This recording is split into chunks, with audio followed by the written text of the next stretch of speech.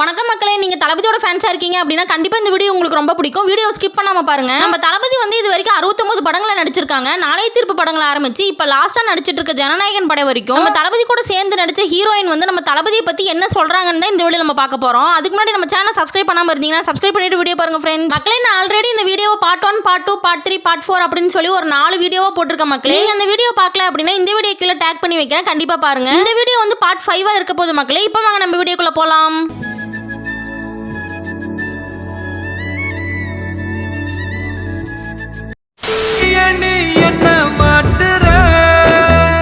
நம்ம ஃபர்ஸ்டா பார்க்க போறது ஸ்ருதிஹாசன். இவங்க வந்து நம்ம தளபதி கூட புலி படத்துல நடிச்சிருப்பாங்க. இவங்க வந்து நம்ம தளபதி பத்தி என்ன சொல்றாங்கன்னு பார்க்கலாம் மக்களே. Vijay sir, he is a powerhouse.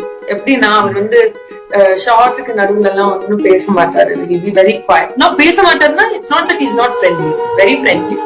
But ரொம்ப சைலண்டா இருப்பாரு, very com, almost like monk மாதிரி இருப்பாரு அப்படின்னு சொல்லலாம். அவ்வளவு பீஸ்ஃபுல்.